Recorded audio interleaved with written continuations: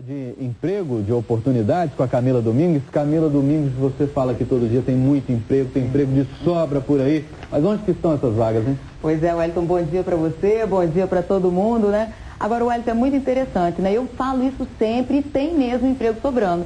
Só que não sou eu que vou dizer onde que elas estão, não. Quem vai falar com a gente, eu convido para entrar, Ana Paula Vescovi, ela que é presidente do Instituto João Santos Neves. Prazer tê-la aqui com a gente. E eu, então, repasso essa pergunta, que é uma dúvida de todo telespectador, de todo o povo, né? Onde é que estão essas vagas, Ana Paula? Estão em todo lugar, né? O Espírito Santo é um estado que cresce, tem crescido muito. Nos últimos 5 anos, em particular, esse crescimento aumentou e se acelerou. Então, as vagas aparecem em todos os lugares. Alguns lugares, alguns setores da atividade, é mais difícil achar mão de obra por causa da qualificação necessária. Em outros setores é mais difícil achar mão de obra porque as pessoas não estão tão dispostas mais a trabalhar nesse setor, estão substituindo esses setores por outros. Pois é, o investimento em todo o estado, a gente observa aí que tem investimento em todos os municípios do estado. Agora, se concentra em um mais do que outro. Então, as oportunidades, elas conseguem atingir a todos os municípios? Elas vão conseguir atingir a todos, mas de uma forma indireta. Ou seja, os investimentos se localizam no território. E quando a gente observa, há uma grande preferência pelo litoral, por causa de vantagens comparativas. É um estado muito vocacionado ao comércio exterior.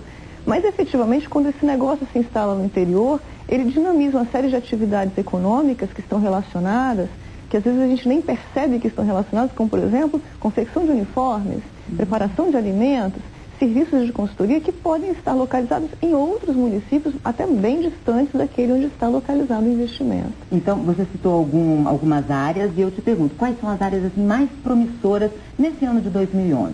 Que a gente pode citar? Existem áreas novas, digamos assim, que do setor de petróleo e gás, tipicamente é um setor que é novo no Espírito Santo, remete a essa década, quer dizer, nós começamos fortemente os investimentos em petróleo e gás aqui em 2002 para frente, 2003.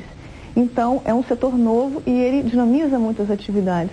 Mas eu volto a falar, embora este seja um setor de novas tecnologias, onde é muito importante você ter uma preparação de uma nova mão de obra que até então a gente não encontrava bem preparada no estado, justamente porque o setor não estava aqui instalado, ele dinamiza vários outros. Então, essas oportunidades acabam se disseminando por setores que a gente nem imagina que estão ligados ao petróleo e gás. Por exemplo, o telespectador que está em casa está buscando emprego e não sabe para que área seguir. Qual seria a dica, assim? Qual é o perfil desse profissional que o estado está demandando? Olha, vou dar alguns exemplos, né? Na área de indústria, por exemplo, a indústria tem uma mão de obra que precisa de um preparo, né? Uma qualificação diferenciada. Então, as pessoas que estão se sentindo vocacionadas a um trabalho tipicamente industrial precisam passar por uma preparação maior. Mas eu vou citar um outro exemplo. Na área da construção civil, houve um aumento de salários nesse setor nos últimos 5 anos, que foi o dobro do que foi percebido na média do Brasil. Então, ou seja, esse é um setor que está sendo, além de estar crescendo, está precisando de mão de obra porque está aumentando muito a remuneração que paga ao trabalhador. E essa mão de obra, ela com um pequeno treinamento, quer dizer, pouco tempo de treinamento, ela consegue se disponibilizar ao setor de construção civil. Outro setor que eu vou te citar um exemplo que até me surpreendeu quando a gente fez esses estudos. O setor de serviços domésticos foi o setor que mais cresceu o salário pago no Espírito Santo, e é um setor que tem uma alta taxa de desocupação, ou seja, isso revela que são setores onde as pessoas são procuradas para trabalhar, mas elas não necessariamente se interessam em trabalhar. Mas o aumento de salários que teve ali foi muito superior à média do Brasil e foi o maior aumento que teve no estado. Esse serviço doméstico que a senhora diz inclui o quê? Inclui serviços de babá, empregada doméstica, cuidador. Geral. Geral. Agora, Camila, ela tocou num assunto aí que interessa muito, que é remuneração, dinheiro. Ontem foi aprovado o novo salário mínimo pelos deputados, né? Ainda falta passar pelo Senado, de R$545. É o que o governo queria e chega a pergunta aqui no nosso e-mail. O Diego Silva está perguntando o seguinte: quando anunciam algum aumento do salário mínimo, a alta nos preços dos produtos e serviços antes mesmo do salário aumentar, alguma explicação para isso? Muitas.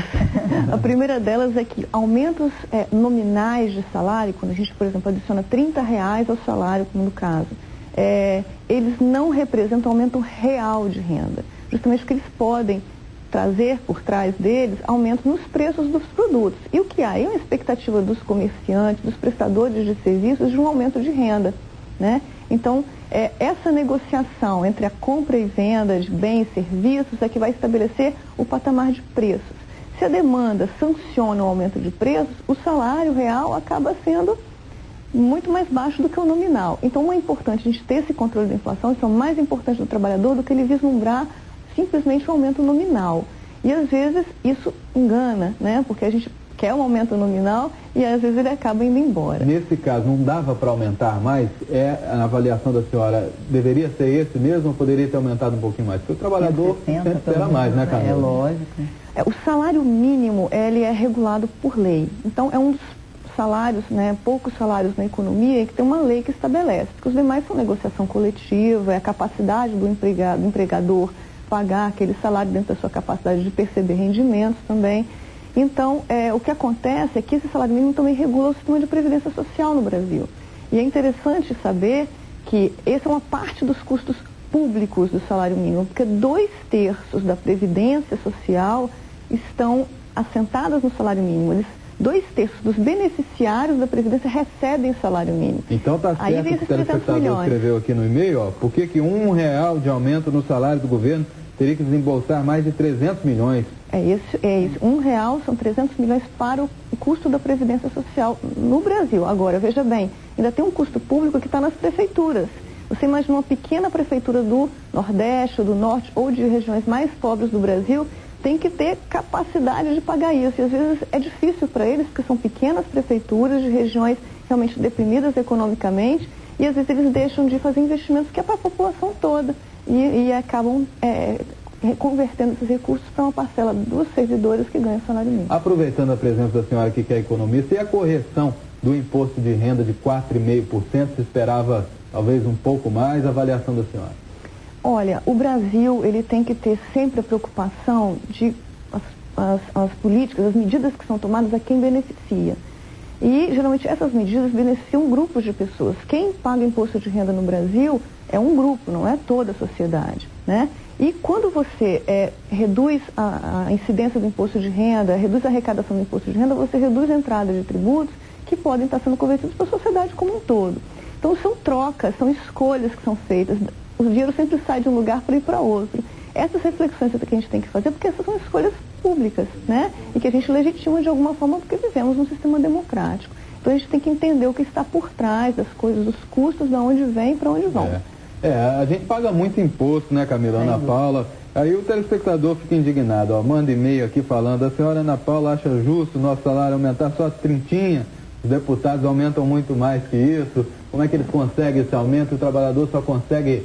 Diz aqui uma mixaria.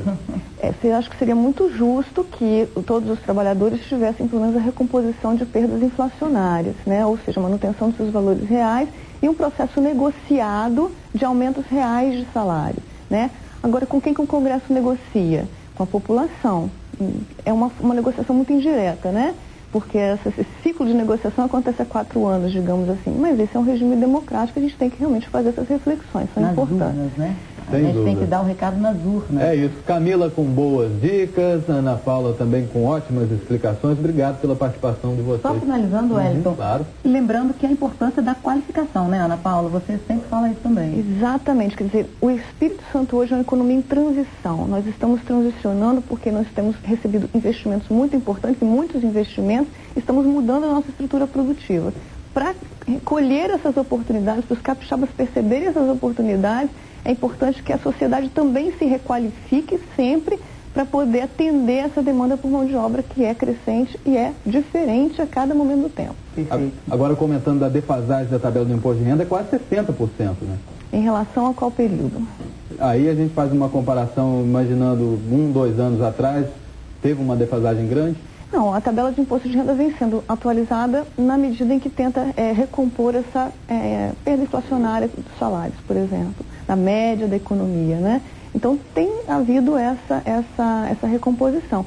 Sempre lembrando que é meritória essa preocupação, porque o brasileiro sim paga muito imposto relativamente ao estágio de desenvolvimento do nosso país e frente aos benefícios que colhemos com esses impostos. Mas a gente tem que ter muita responsabilidade fiscal nos atos dos nossos gestores públicos. Por isso, né, Camila, é só atualizar, estudar para tentar arrumar um bom emprego. Isso aí, exatamente o que a Ana Paula falou, a importância de se requalificar sempre. Wellington, obrigada Ana Paula Vesco. Obrigada. Né? Eu agradeço. Nós trouxemos ela aqui para trazer essas informações tão importantes para o nosso telespectador. Obrigada, Ana Paula. Obrigada. Ok, gente. E a seguir as notícias do...